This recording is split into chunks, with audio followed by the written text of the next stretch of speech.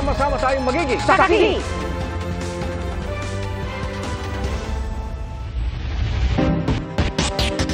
Nahaharap sa patong-patong na reklamo ang 4 na tauhan ng National Intelligence Coordinating Agency o NICA na nangikilumano sa isang Koreano.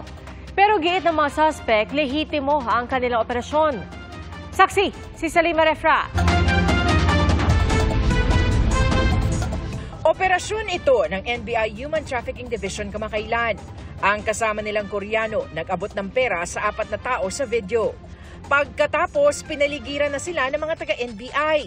Mga intelligence agent pala ng NICA o National Intelligence Coordinating Agency ang 4. At ang Korean national na nagbigay ng pera, ilang beses daw palang kinikilan at tinakot na aarestuhin ng mga suspect. My uncle offered them 100,000 initial amount and they keep on calling him, asking like million pesos. So, yes. My uncle is very worried and afraid of encountered that kind of action. He's a foreigner. Well, unacceptable. This is something that is very ironic dahil yung mga taong dapat magpapatupad or dapat nagpapatupad ng batas o mag-enforce ng ating batas ay sila mismo ang nag-aabuso sa batas. Kasama raw ng 4 ang isang attorney Mark at isang kababayan pa man din ng biktima. Pero wala ang dalawa sa entrapment operation. Na-inquest na mga suspect sa Pasay Prosecutor's Office para sa patong-patong na reklamong robbery extortion at paglabag sa Anti-Graft and Corrupt Practices Act. Nakuha sa kanila mga service firearm at sari-saring ID na may iba't ibang pangalan. Gate na mga suspect, nagsagawa sila ng lehitimong intelligence operation. Hindi rin daw sila nangikil. Pero ayon sa Justice Department na may jurisdiction sa NBI. From the get-go, entrapment operation po yan at inaresto po sila without a warrant dahil nakita mismo ng ating NBI agents yung nangyari. No? So, they will have to explain a lot. We will be giving them due process kung saan makakapagbigay naman sila ng kanilang answer at mga depensa. Kinumpirma ng NICA na mga ahente nga nila ang mga suspect. Sabi ng NICA sa isang pahayag, nagsasagawa na sila ng malalimang investigasyon. Sineseryoso raw nila ang mga alegasyon sa kanilang mga tauhan. At kung mapatunayan ang iligal na gawain ng mga ahente, gagawa ng karampatang hakbang ang ahensya. Para sa GMA Integrated News, Salima Refra ng inyong saksi. Patay isang graduating student sa Basilan. Ang tinitingnang sanhi alitan sa pagitan ng dalawang pamilya. Saksi, si Sarah Chavez ng GMA Regional TV, 1 Mindanao. Pagdating sa labas ng isang mini-gym sa Tipo-Tipo, Basilan, tumigil ang isang motorsiklo, saka bumaba ang angkas nito. Nilapitan ng angkas ang isang lalaking nakaupo, sabay binaril ang biktima sa ulo. Dead on the spot ang biktimang 16 anyos na estudyante sa junior high. Nangyari ang pamamaril nitong tanghali ng Miyerkules. Kinabukasan, gagraduate na sana ang biktima. May practice pa nga para sa kanilang graduation nang mangyari ang pamamaril. According sa mga relatives, medyo may connection po to sa rido in between ng pamilya ng biktima at saka yung bumaril po. Nag-coordinate na rin kami sa ibang munisipyo. Nagano na rin kami sa HPG for the possible na identification ng motor po. May sinusundan ng lead ang mga pulis. May binaril itong tao, may napatay dyan sa Albarca. Tapos gumanti itong mga kamag-anak ng napatay ng ama ng bata na yan. Sa Bacolod City, sugat sa mukha at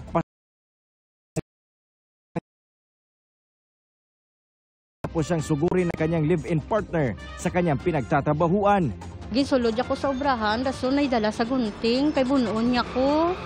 Di ginlalas ko sa kay hindi ko gusto bunoon, naman naigo sa ako, no, baba. Kay nalipungan ko.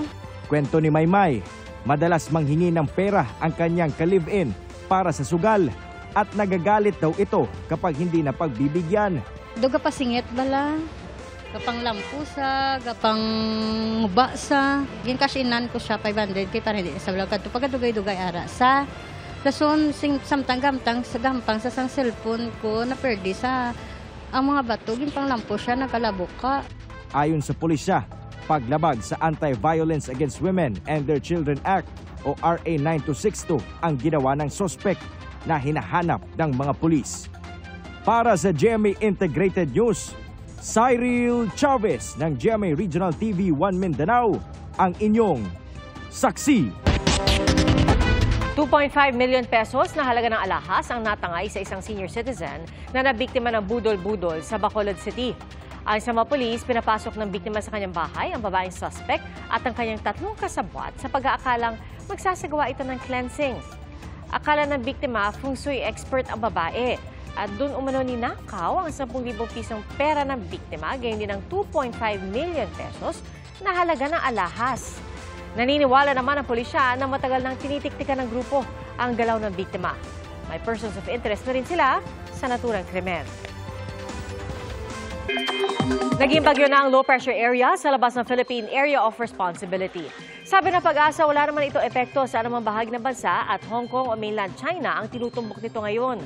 Hindi rin nakakaapekto ang habagat dahil hinahatak ito ng bagyo papalayo sa bansa. Asahan ang maalinsangang weekend dahil sa Easterlies. May chance rin ng ulan dahil sa localized thunderstorms. At base sa datos ng Metro Weather, may chance ng ulan bukas sa Cagayan, Ilocos Region, Zambales, Bataan, Mimaropa, pati ilang bahagi ng Visayas at Mindanao. Mas malaking bahagi ng bansa ang posibleng ulanin pagdating ng linggo.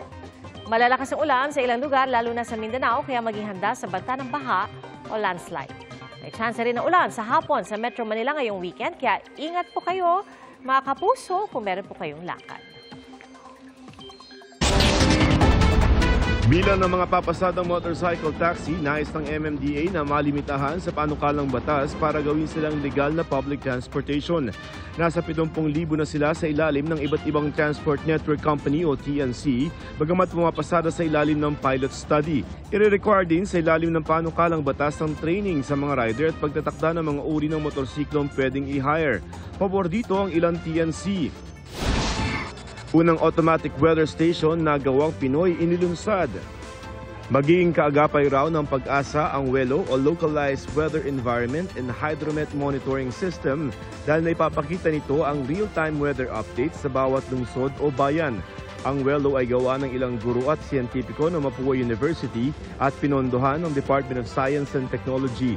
Sa ngayon, may 17 pilot study areas ang WELO sa Pantabangan, Nueva Ecija, Angat, Bulacan at General Nakar at Infanta, Quezon.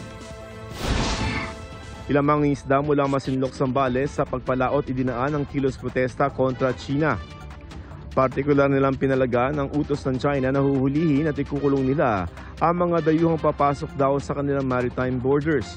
Tagumpay raw para sa mga mangingisda ang kanilang ginawang protesta kahit hindi sila umabot ng 20 nautical miles sa dagat dahil sa malalakas na alon. Patuloy rin daw nilang igigiit ang malayang pangingisda sa Baho de Masinloc o Panatag Shoal. Para sa GMA Integrated News, Joseph Morong, ang inyong saksi. Dagdag bawas sa presyo ng petrolyo ang nakaamba sa susunod na linggo ayon po sa Department of Energy. 60 to 90 centavos kada litro ang posibleng rollback sa gasolina at 40 to 60 centavos naman sa kada litro ang posibleng taas presyo sa diesel.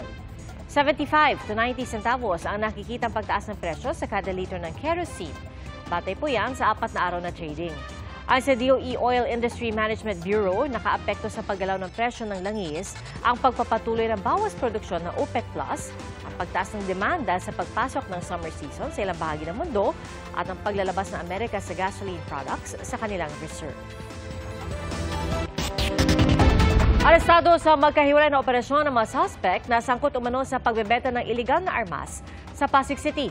Isa po sa kanila, awol na reservist. Saksi, si Emil Sumangil, exclusive. Ipinwesto ng mga pulis ang dala nilang unmarked vehicle sa lugar kung saan tanaw nila ang mga suspect. Nang lumabas sa sasakyan, agad nakipagtransaksyon ng mga suspect sa mga nakasibilyang pulis na nagpanggap na bibili ng baril. Kasunod niyan, pinadapa na ang dalawang suspect mula sa Ortigas Center sa Pasig kung saan nakuha ng mga pulis ang kalibre 45 na iligal na ibinebenta ng mga suspect. Tumulak ang mga pulis sa barangay Pinagbuhatan para naman i-recover ang isa namang rifle na iligal din daw ibinebenta ng mga suspect. Ang pangunahing akusado ang unang dinakip. Wala po siyang trabaho. Napag-alaman natin na isa na pala siyang awol na reservist ng Philippine Army. Ang ginagawa po nilang transaction is more on online. Pag-alaman natin na wala po siyang legal na papeles. Sa Pasig pa rin.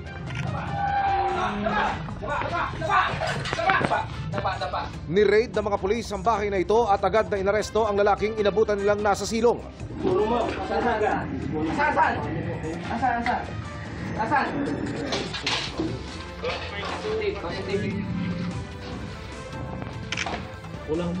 Ang suspect, nilakawan daw ng shotgun ang isang security guard na nakatulog habang nasa duty. Pero sa tulong ng CCTV, na-trace ang suspect at na-recover ang shotgun ng gwardya. It's very important to recover this firearm because it might be used for criminal activities. Ang lahat ng dinakip tumangging magbigay ng pakayag. Paalala ng mga otoridad. Kung gusto po nating bumili ng legal na barel, punta po tayo sa mga authorized na dealer. Para sa GMA Integrated News, Emil Sumangil, ang inyo. Saksi! Nauuso po ang pagbibigay ng money garland o bouquet ngayong graduation season. Pero pabor ba dyan ang mga netizen, magulang at opisyal ng DepEd? Ating saksihan. Lumilevel up pati panregalo sa mga magtatapos o may achievement sa paaralan. Bukod sa mga bulaklak, nakasanayan na ang pagbibigay ng pera. Pero nagiging mas malikhain na ang presentation, gaya ng nauusong money garland at money bouquet. Ang isang ito, laman ng 1,000 pisong halaga ng 50 peso bills na iniabot ni Juliet sa gumagawa ng bouquet. Senior high school graduate ang isa niyang anak. Nagtapos ng grade 10 ang isa pa. Bahala ginagmay, didinag ko, bahala ginagmay. Kaya kung dinag ko, mas kuyaw naman sa na. Lahi naman sa dyan sa dato, sakto-sakto naman sa ta. Ang importante nga, nag-graduate. Summer naman sa Dismanya, wala na kayo ibaw. Tinanong namin ang mga kapuso online, pabor ba kayo sa pagbibigay ng money garland o bouquet tuwing graduation o recognition day? Sagot ng ilan, desisyon niya ng magulang at hayaan kung may kakayanan naman. Hindi raw masamang magbigay ng reward sa mga nagtapos, sabi ng isa, at may kanya-kanyang paraan sa pagpapasaya ng anak dahil sa achievements nila. Ako yan mismo siguro, hindi ko yan magsabit sa money garland sa akong bata para lang mapakita kadalipay ako sa iyang achievements. Pero, para sa ibang nga ginikanan, kung amo na ang ilang manner of expressing ang ilang nga kalipay, hindi ko yan magpugong sa ila. Hindi pabor ang iba at mapanganib daw kasi ang pag-aabot ng pera, lalo na sa pampublikong lugar. At may tutol bilang konsiderasyon sa damdamin ng iba pang hindi kaya magbigay ng parehong regalo. Despite nga kadamuon sang achievement sa ila mga bata, hindi nila kaya or hindi nila ma-afford maghatag sang same nga regalo kaysa kapigaduhon sang pagpangabuhi. Sabi ng isang kapuso online, sana may pulisiya sa pagbibigay ng money garland o bouquet. Tutol dyan ang isa pa. May nag-comment na sana huwag sa pampublikong lugar magbigay ng pera. Pwedeng ilagay sa sobre, sabi ng isa pa. Nagsalita rin tungkol dito ang ilang opisyal ng DepEd. We also do agree natin siguro mas maayo man kung mahatag sa after siguro sang program, no? Maybe in your family gatherings or mga private functions. Pero kita lang siguro maginikanan, no, or guardians magunahuna angay bagyo ni siya natong buhaton para sa atong mga bata, dili ba ni makaapektar sa the whole community. May patnubay sa paggamit ng perang papel at barya ang Bangko Sentral ng Pilipinas. Iwasan ang paggugupit, pagpunit, pagbutas, pagsunog at labis na pagtiklop o paglulukot ng pera. Pati pagsusulat, pagmamarka o paggamit ng stapler o anumang pandikit dito at paglalapit nito sa anumang uri ng kemikal. Panatiling malinis ang pera, nakatago sa maayos na lalagyan at ipapalit sa bangko ang hindi na nagagamit. Posibleng parusa sa sinumang mapatunayang manira ng pera ay multa at pagkakakulong. Para sa GMA Integrated News, Rafi Tima ang inyo, saksi! Mga kapuso, sama-sama tayong maging saksi. Mag-subscribe sa GMA Integrated News sa YouTube at para sa mga kapuso abroad, samahan niyo kami sa GMA Pinoy TV at sa www.gmanews.tv.